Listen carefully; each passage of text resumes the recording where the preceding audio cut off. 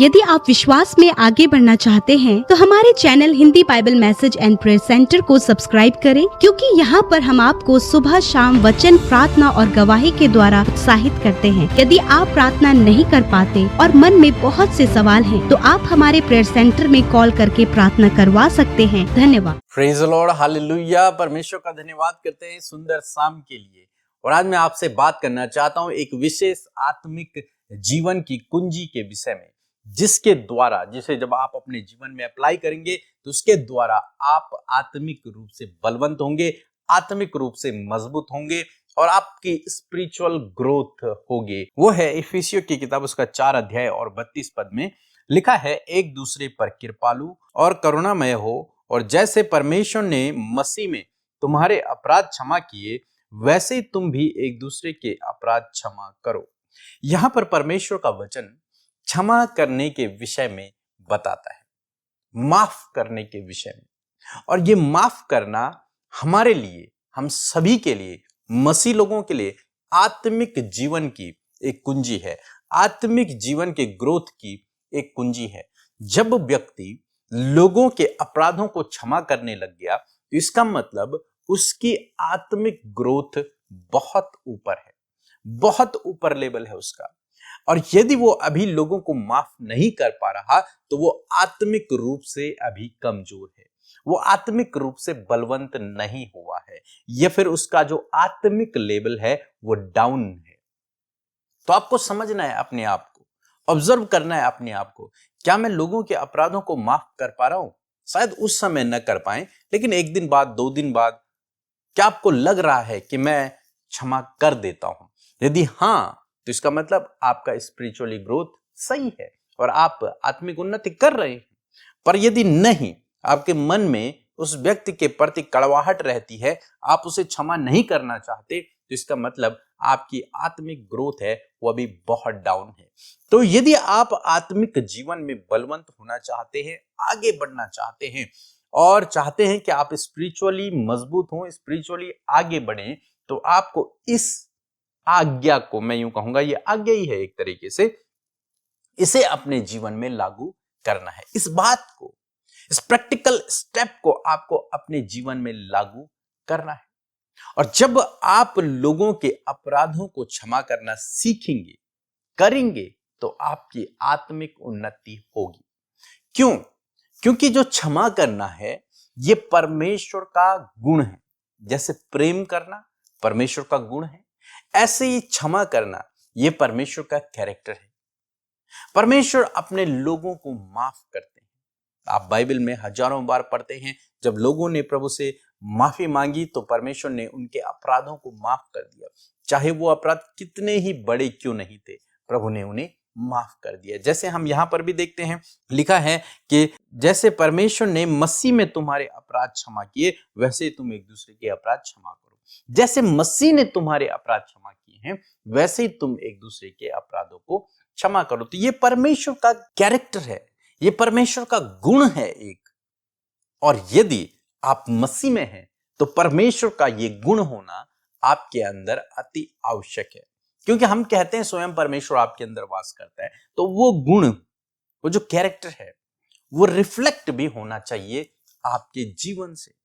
Means यदि परमेश्वर क्षमा करने वाला है और उसने आपके अपराधों को क्षमा किया है, तो आपको भी दूसरे के अपराधों को माफ करना है। और जब आप ऐसा करते हैं तो इसका मतलब आपकी उन्नति हो रही है, आप आत्मिक रूप से मजबूत हो रहे हैं। एक और वचन हम लोग पढ़ेंगे, कुलिस्सियों की किताब, उसका 3 अध्याय 13 पद लिखा है, यदि किसी को किसी पर दोष देने का कारण हो तो एक दूसरे की सह लो और एक दूसरे के अपराध क्षमा करो। जैसे प्रभु ने तुम्हारे अपराध क्षमा किए, वैसे तुम भी एक दूसरे के अपराध क्षमा करो। यहां पर बाइबल कहती है, चाहे तुम्हारे पास दोष देने का कारण ही क्यों नहीं है, तुम्हारे पास सही कारण है कि ये दोषी है, इसने गलत किया है, इसने मेरे विरोध में गलत किया है, इसने मेरे विरोध में गलत प्लानिंग की है, मैं इसे माफ नहीं करूंगा। चाहे आपके पास ठोस सबूत ही क्यों नहीं है, तब भी बाइबल कह रही है कि उसके अपराधों को क्या कर दो, क्षमा कर दो। लिखा है एक दूसरे की सह दो। और जब आप ऐसा करते हैं, हो सकता है आपके लाइफ पार्टनर कुछ गलत कर रहा हो और आपको पता है, आप कह रहे हैं कि ये मेरे पास सबूत है और ये दोषी है। लेकिन बाइबल आपको सिखा रही है कि एक दूसरे की सह लो और उसे माफ कर दो, उसे एक और मौका दो। परमेश्वर का गुण अपने अंदर लेकर के आओ और उसे रिफ्लेक्ट करो। प्रभु यीशु मसीह ने आपके अपराधों को माफ किया, जो बहुत सारे थे, ढेर सारे थे, जिनका माफ होना असंभव था, नामुमकिन था। लेकिन प्रभु ने, बाइबल कहती है, फिर भी प्रभु ने आपके अपराधों को क्षमा किया। तो आपको भी और मुझे भी चाहिए कि हम ऐसे ही लोगों के अपराधों को भी क्षमा करें। जो अन्य लोग हैं उनके भी अपराधों को हम माफ करें, और यदि उन्होंने हमारे विरोध में कुछ गलत किया है तो उनकी हम सह लें। और ये आत्मिक उन्नति की एक कुंजी है। जब आप दूसरों को क्षमा करते हैं, क्षमा करना सीखते हैं, जब आप इसे प्रैक्टिकल रूप से अपने जीवन में लागू करना शुरू करते हैं, तो आपको स्वयं महसूस होगा इस बात का कि मैं आत्मिक रूप से बढ़ रहा हूं, और लोग भी आपको देखेंगे कि ये व्यक्ति बहुत आत्मिक है। क्यों? क्योंकि ये दूसरों के अपराधों को क्या कर देता है? माफ कर देता है। यीशु मसीह ने भी कुछ इस प्रकार से कहा। यदि आप मरकुस रचित सुसमाचार निकालेंगे और उसका 11 अध्याय और 25 पद यदि आप पढ़ेंगे तो यहाँ पर लिखा है, जब कभी तुम खड़े हुए प्रार्थना करते हो तो यदि तुम्हारे मन में किसी की ओर से कुछ विरोध हो तो क्षमा करो, इसलिए कि तुम्हारा स्वर्गीय पिता भी तुम्हारे अपराध क्षमा करे। यहाँ पर प्रभु कहते हैं कि यदि तुम कहीं पर प्रार्थना कर रहे हो, और यीशु मसीह ने एक दृष्टांत भी सुनाया ऐसा, जब तुम परमेश्वर के भवन में जाकर प्रार्थना कर रहे हो, भेंट लेकर आए हो, परमेश्वर को भेंट चढ़ा रहे हो, प्रार्थना कर रहे हो, लेकिन उसी समय यदि तुम्हारे मन में अपने भाई के प्रति, किसी के प्रति कुछ विरोध है, तो फिर उस भेंट को वहीं पर छोड़ दे और सबसे पहले जाकर अपने भाई से मेल मिलाप कर ले। यीशु कहते हैं कि जाकर पहले अपने भाई को क्षमा कर दे, पहले उससे अपनी बातचीत को सुधार दे।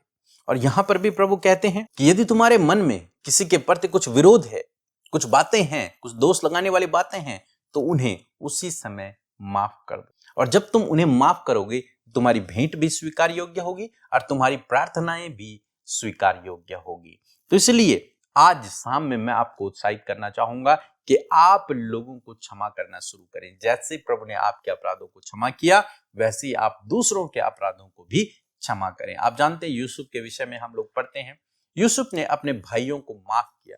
जिन भाइयों ने उसे जान से मारने की कोशिश की, जिन भाइयों ने उसे बेच दिया था, जिन भाइयों के कारण उसने स्ट्रगल किया लाइफ में, उन्हीं भाइयों को यूसुफ ने माफ कर दिया। अंत में उसने बदला नहीं लिया, उसने माफ कर दिया। और ये क्या दिखाती है? ये बात दिखाती है कि यूसुफ के अंदर परमेश्वर है। ये बात दिखाती है कि यूसुफ का जो स्पिरिचुअल लेवल है वो बहुत हाई है।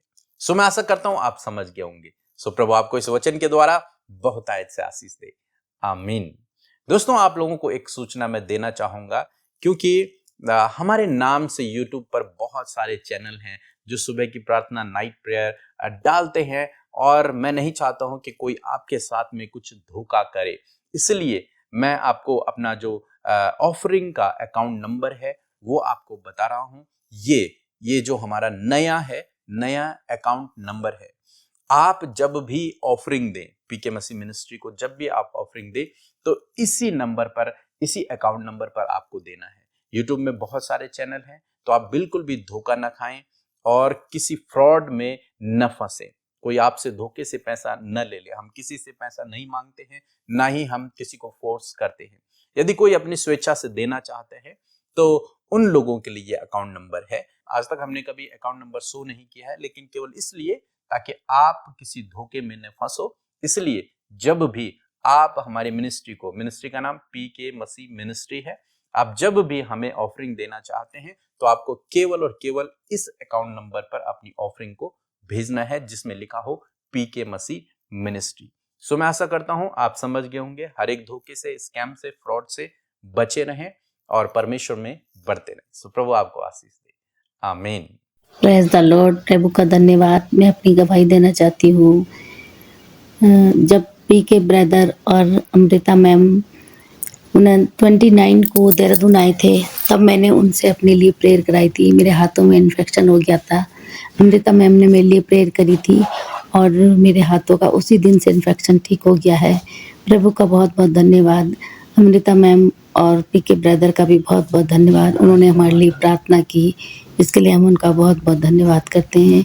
Praise the Lord. आप सबको जय मसीह की। मैं आशा करती हूँ कि आप सब ने इस गवाही को सुनकर आशीष पाई है। सो आइए मिलकर हम प्रार्थना करें। धन्यवाद धन्यवाद धन्यवाद करते हैं जीवित अनुग्रहकारी पिता, इस सुंदर समय के लिए प्रभु हम आपका धन्यवाद करते हैं कि ये सुंदर पल तूने हमें दिया प्रभु, ये सुंदर शाम तूने हमें दी प्रभु, ताकि प्रभु तेरे नाम को हम महिमा दे सके, हम तेरा धन्यवाद कर सके प्रभु। हम धन्यवाद करते प्रभु जितने भी लोग पिता हमारे साथ इस प्रार्थना में शामिल हैं प्रभु, हर एक जन पर तेरा अनुग्रह ठहरे और हर एक जन का हृदय प्रभु धन्यवाद से जो भरा है पिता, उस धन्यवादित भेंट को प्रभु आप ग्रहण करें पिता।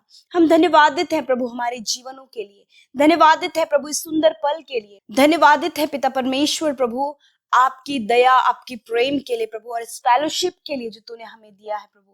जितने भी लोग पिता परमेश्वर प्रभु इस प्रार्थना में शामिल हैं प्रभु, पिता हम धन्यवाद करते हैं पिता, जो कुछ भी तूने हम सबके जीवनों में दिया है प्रभु वो अद्भुत है पिता, जो धन्यवाद के योग्य है। तूने हमें फैमिलीज दिए प्रभु, तूने हमारा उद्धार किया प्रभु, तूने अपना कीमती पवित्र आत्मा हमें दिया है प्रभु। इस बात के लिए हम तेरा धन्यवाद करते हैं। जितने भी लोग हमारे साथ इस प्रार्थना में शामिल हैं, हम उन्हें तेरे नाम से नामो नाम आशीष देते हैं। विशेष कर धन्यवादी है पिता कि प्रभु तूने पूरे दिन भर में हम सबको संभाला, सपोर्ट किया, फेवर दिया प्रभु, अपनी ज्ञान बुद्धि समझ से भरा प्रभु, हर एक काम को पिता आपने पूरा कंप्लीट होने में सहायता और मदद किया पिता। प्यारे प्रभु जी, मैं प्रार्थना करती हूँ पिता, विशेष रूप से प्रभु जितने भी लोग हमारे साथ प्रार्थना में शामिल हैं, यदि कोई भी गुनाह गलती प्रभु आपके लोगों से हुआ है प्रभु, आप उन्हें क्षमा करें परमेश्वर पिता। धन्यवाद करते प्रभु क्योंकि तू क्षमा करने वाला परमेश्वर है।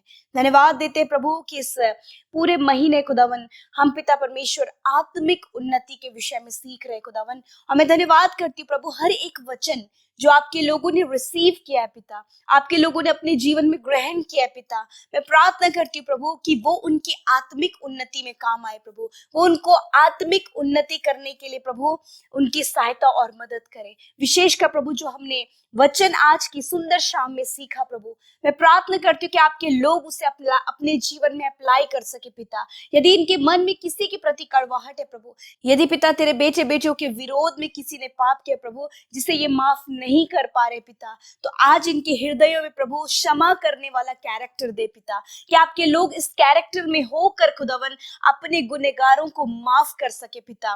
प्रभु जैसे तूने प्रभु जी इस बात को कहा कि हे पिता इन्हें नहीं पता कि ये क्या करे प्रभु, तो इन्हें क्षमा कर, उसी प्रकार खुदा वो क्षमा करने वाला एट्रीब्यूट, वो कैरेक्टर, वो गुण पिता हम सब के अंदर पाया जाए पिता। प्यारे प्रभु जी, आपके लोग खुदावन अपने गुनहगारों को पिता, उनके साथ गलत करने वालों को, उनके साथ फ्रॉड करने वालों को पिता परमेश्वर क्षमा करने पाए पिता परमेश्वर। और पिता जब ये इन बातों को करे प्रभु, तेरी आज्ञा को पूरा करे पिता, तो वो अपने जीवन में रिवॉर्ड्स को पा सके पिता। Thank you father. मैं प्रार्थना करती हूँ जितने भी लोग पिता परमेश्वर हमारे साथ इस प्रार्थना में शामिल हैं प्रभु, यदि वो किसी भी बीमारी में है, किसी भी तकलीफ में है, यीशु मसीह नासरी के नाम से इसी वक्त इनके रोग, बीमारी, दुर्बलता, हर एक वायरल को, हर प्रकार की बीमारी को मैं यीशु के नाम से कमांड करती हूँ कि इन भाई बहनों के शरीर को छोड़कर जाओ यीशु नासरी के नाम से। इसी वक्त हर एक बीमारी, तेरा कोई भी अधिकार इन लोगों के ऊपर नहीं है। Sickness get out in the name of Jesus, because Jesus is our portion. यीशु के नाम से पिता तूने कहा कि मैं तुम्हारा भाग हूँ। हाँ परमेश्वर, और तू चंगा करने वाला परमेश्वर है। इसी वक्त हर एक कैंसर, पैरालाइज, ट्यूमर, हर प्रकार का सिस्ट, हर प्रकार की रसोली गांठ, इंटरनल बीमारियां नष्ट हो यीशु के नाम से। I command you, I rebuke you sickness, get out in the name of Jesus. यीशु के नाम से बीमारी मैं तुझे डांटती हूँ, मैं तुझे श्रापित करती हूँ और कहती हूँ इन भाई बहनों के शरीर से निकल जाओ यीशु के नाम से। सर से लेकर पैरों तक का हर एक रोग मैं तुझे यीशु के नाम से कमांड करती हूँ, जाओ इनके शरीर को छोड़कर। Thank you father. प्रभु निश्चय प्रभु तूने हम सब के रोगों को सह लिया, हम सब के दुखों को उठा लिया प्रभु। मैं धन्यवाद करती हूँ प्रभु तेरी चंगाई के लिए प्रभु। Thank you father. आज रात में अच्छी नींद से सुलाएं ताकि कल का दिन तेरे साथ में देखें। जितने भी बुरे सपने, नेगेटिव बातें, नेगेटिविटी, मृत्यु के ख्याल, डिस्टर्बेंस, डाइवर्ट करने वाली बातें, व्याकुल करने वाली बातें, यीशु नासरी के नाम से इसी वक्त आपके लोगों के जीवन से निकल कर चली जाए। हर एक कर्जा, हर एक फैमिली प्रॉब्लम, हर प्रकार की गलत बातें चली जाए यीशु के नाम से। धन्यवाद करते प्रभु, मीठी नींद से प्रभु अपने लोगों को सुलाएं प्रभु जी, ताकि कल का दिन तेरे साथ में देखकर तेरी महिमा और भी दुगनी प्रभु हो सके परमेश्वर।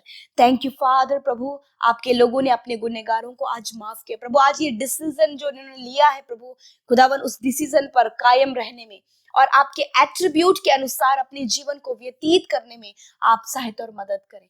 थैंक यू फादर, हर एक की विनती प्रार्थना को आपने सुना, उत्तर हाँ आमीन में दिया। यीशु के नाम से प्रार्थना मांगते हैं, आमीन आमीन और आमीन।